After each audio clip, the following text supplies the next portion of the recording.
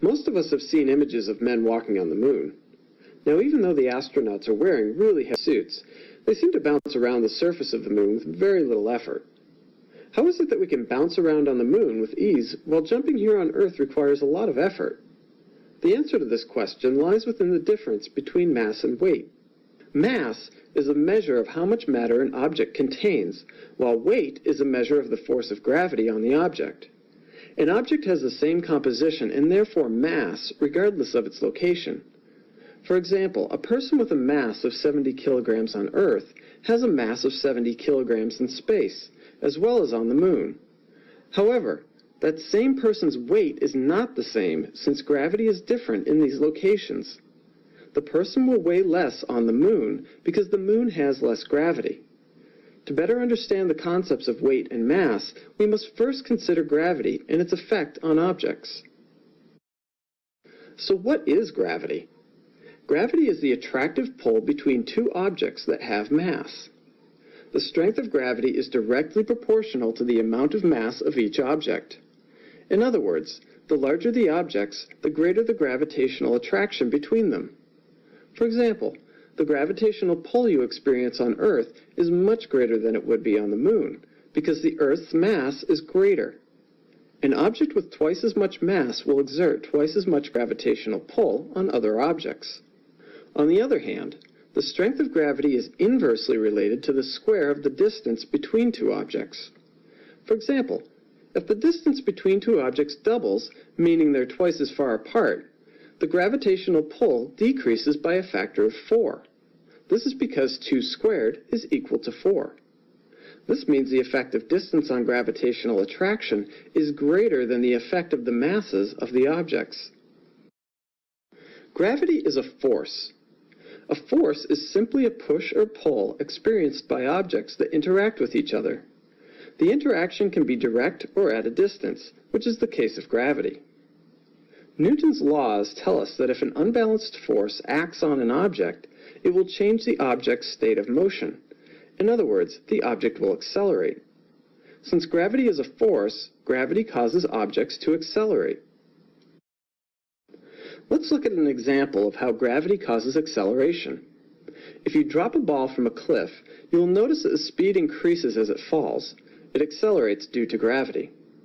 We have determined that the acceleration of gravity is 9.8 meters per second squared. That is for free-falling objects on Earth. Free-falling simply means no other forces except gravity are acting on the object. For example, any effect of wind resistance would be neglected. The velocity of a free-falling object increases by 9.8 meters per second every second. Let's look at the speed of the ball as it drops over time. This is going to help us understand how gravity causes acceleration. As you see on the screen, the ball will accelerate to a speed of 9.8 meters per second in the first second of travel. Over the next second, the speed of the ball will again increase by 9 per second, meaning it's traveling at 19.6 seconds.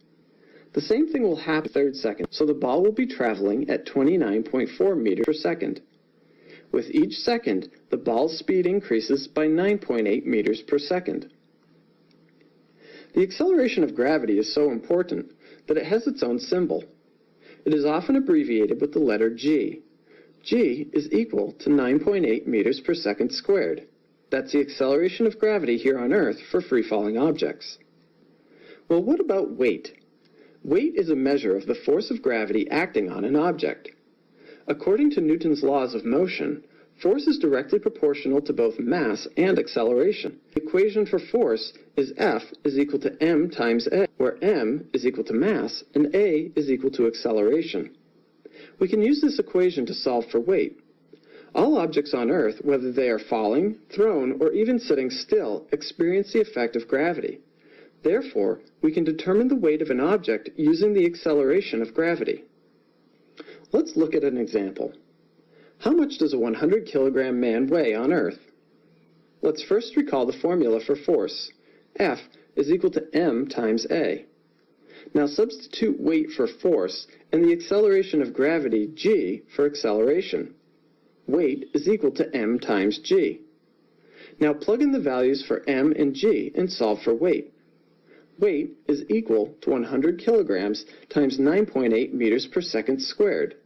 This means the weight is equal to 980 kilograms meters per second squared. A newton of force equals 1 kilogram meter per second squared. Therefore, we can say the man has a weight of 980 newtons. Weight is equal to force is equal to 980 newtons. Now, there are approximately 4.5 newtons in pounds. Therefore, the person in our example weighs about 218 pounds. Let's look at a common misconception. If a 100-kilogram man and a 10,000-kilogram elephant jumped off a cliff, which would hit the ground first? One might think the elephant would land first due to its greater mass. However, they both land at the same time, assuming they're both free-falling. We can use some simple math to understand this phenomenon by rearranging the formula for force to solve for acceleration. First, recall the formula for force. F is equal to m times a.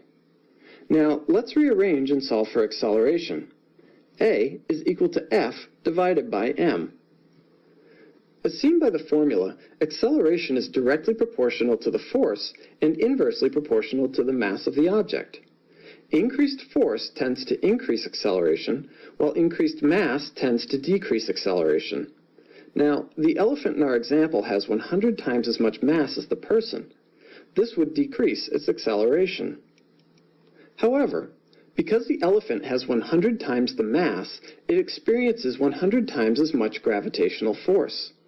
The greater force exerted on more massive objects is offset by the inverse influence of greater mass.